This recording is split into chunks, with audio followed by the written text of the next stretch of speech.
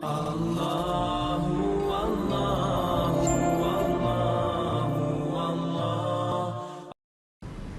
salam ditulis, maaf Ustadz, tema yang lalu.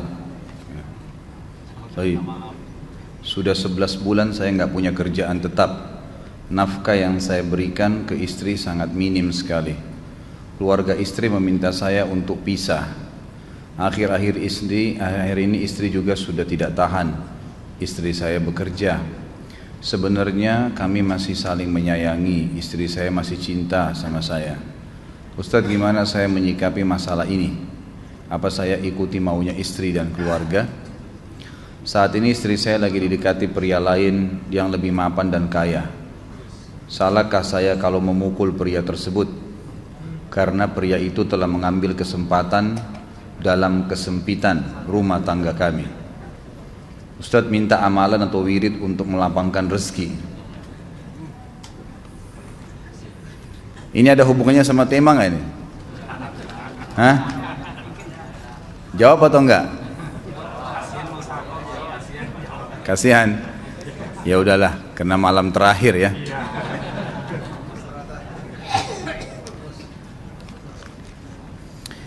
Yang pertama sekali, saya menyarankan Anda saran dari laki-laki ke laki-laki. Prinsiplah. Dan jangan merendahkan diri di hadapan wanita.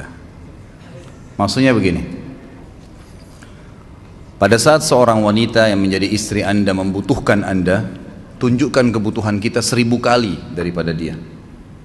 Dia sayang, dia perhatikan, dia siap berkorban. Kita harus 1000 kali lebih hebat daripada itu. Laki-laki memang penaung. Tapi kapan dibalik? Kalau saya pribadi, kapan dia tidak butuhkan, menunjukkan kebutuhan, saya 1000 kali tidak butuh sama dia. Untuk apa Anda merendahkan diri di depan seorang wanita yang kalau memang dia tidak bisa menjadi seorang istri? Karena kapan wanita sudah menyombongkan diri di hadapan laki-laki, tidak akan ada wibawa sama sekali. Ini poin dulu dalam pembukaan. Dan selalu saya sarankan siapapun ikhwah yang minta saran saya dalam masalah rumah tangga, yang paling pertama ini saya ucapkan, saya bukan menyuruh Anda menjadi keras, bukan. Tapi saya mengajak Anda untuk punya prinsip dalam hidup. Wibawa, pemimpin rumah tangga. Dibutuhkan kita butuh, tidak dibutuhkan ya sudah. Masih banyak gantinya. Dia mau ganti laki-laki lain, silahkan, ahlan wa sahlan, silahkan. Allah akan gantikan penggantinya yang lebih baik. Dan itu harus bisa kita punya prinsip. Memang begitu. Kalau ini kita terapkan dalam kehidupan kita, kita akan sangat mudah hidup. Terkadang subhanallah ada pengorbanan berat. Berpisah dengan meninggal, berpisah karena masalah dosa yang dilakukan oleh pasangan kita. Jelas haram. Kalau ada seorang istri hanya karena masalah suaminya kekurangan ekonomi mau berhubungan sama laki-laki lain, wanita apa ini? Cinta itu pengorbanan, kasih sayang. Bukan hanya pada saat mampu kemudian disayang, pada saat tidak mampu kemudian ditinggal. Subhanallah. Hati-hati, hukum Allah subhanahu wa ta'ala berlaku. Akhwat, yang jadi istri, ikhwah, yang jadi suami, harus tahu pasangan kita itu punya Tuhan sebagaimana kita punya Tuhan yang sama. Dan Allah itu maha adil. Memang dalam kehidupan kita ada naik turunnya. Dan makna cinta adalah pengorbanan. Itu sebenarnya. Kalau hanya kita kantongnya lagi penuh kemudian disuka sama istri, pada saat lagi tipis, lagi masalah, kemudian dia mau berhubungan sama laki-laki lain, na'udzubillah min dzalik. Wanita apa ini? Kalau saya tidak naungin. Kalau saya nggak naungin. Kamu mau sama dia silahkan. Ahlan sahlan, silahkan jalan. Kalau saya, istri saya sangat tahu prinsip saya. Kalau kamu merasa ada laki-laki lain yang kamu anggap baik, atau kamu mau ingin memasukkan pendapat keluargamu dalam rumah tangga saya sehingga kedudukan saya sebagai suami tidak didengar lagi, silakan pilih keluarga kamu.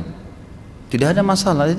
Jadi jangan jadikan sebagai beban. Oh, nanti kalau pisah saya hidupnya bagaimana? Saya melarat. Ini kenapa ini? Saya mati kalau nggak sama dia, ya mati bener nanti. Gila kalau nggak nikah sama dia, gila kalau siapa ini? Ini kenapa ini? Keluar dari bingkai hidup itu. Seorang muslim itu hidupnya mulia. Dia dihormatin, dia menghormatin. Dia dihina, tinggalkan. Gitu kan. Allah SWT tidak menyuruh kita menghinakan diri, tidak boleh. Kalau wanita ini misalnya, istri ini yang dikatakan tadi masih mencintai suaminya, dia hanya sekedar minta kerja, ya, garis bawahi kalimat ini ya, dia hanya sekedar minta kerja untuk membantu nafkah rumah tangga, ahlan wa sahlan, jempol, nggak masalah, bagus itu. Sampai suaminya mapan, itu baik.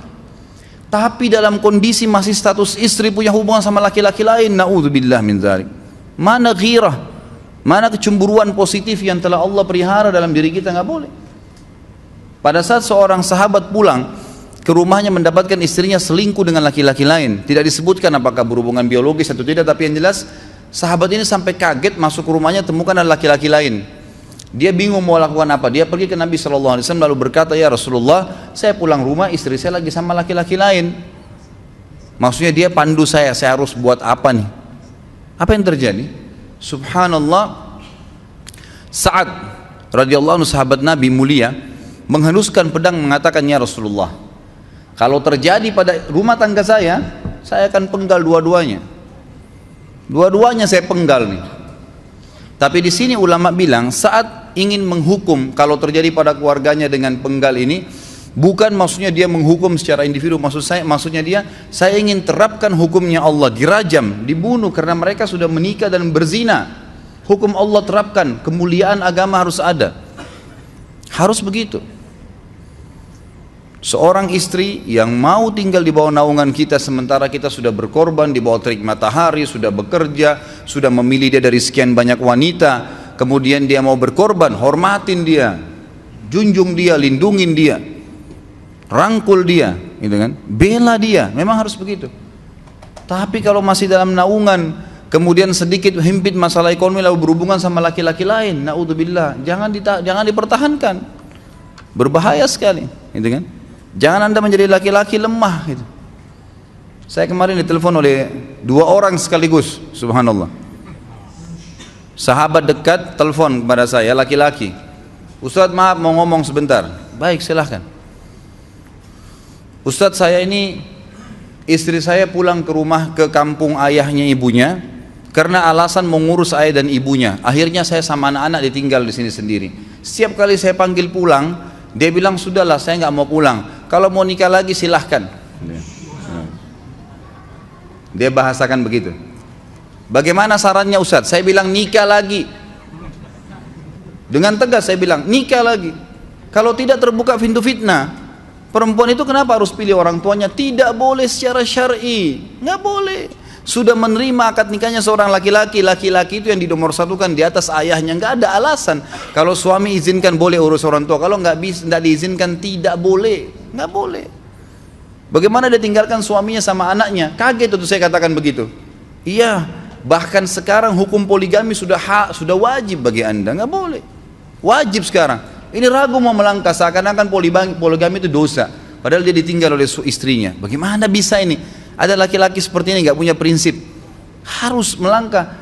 Dia sudah dapat jawaban saya dikasih, ini Ustadz teman saya juga mau bicara, masalahnya sama lagi. Ustadz istri saya tinggalkan saya, Ustadz kayak mau menangis. Sebentar, jangan pakai nangis laki-laki. Apa ini cengeng? Ditinggal wanita nangis, subhanallah. Orang nangis itu ditinggal meninggal Rasulullah SAW, ketinggalan sholat subuh berjamaah, itu nangis. Nggak jadi jihad, nah itu nangis. Ditinggal perempuan nangis, la ilaha illallah. Allah ciptakan perempuan lebih banyak daripada laki-laki. Ini bukan menurunkan martabat perempuan ya. Artinya harus seorang pemimpin itu punya wibawa. Nggak bisa, kalau nggak akan dianggap remeh nanti. Istri itu dinaungin, dilindungin, dididik, diberikan haknya ia. Berikan berlipat-lipat penghormatan sebagaimana dia berikan satu penghormatan, nggak apa-apa. Tapi jangan sampai menginjak martabat seorang pemimpin, tidak boleh. Akhirnya saya sampai bilang sama dia, akhi, ambil keputusan. Kamu mau balik sama saya berumah tangga di sini, atau kamu pilih rumah orang tua kamu? Oh saya pilih orang tua saya, baik saya ceraikan kamu sekarang. Assalamualaikum, tutup telepon, selesai. Jangan lama-lama. Cengeng sekali, udah sujud sama Allah, saya masih berat cintanya Allah. Ia minta kepada Allah subhanahu wa ta'ala, minta gampang dihilangkan dari hati.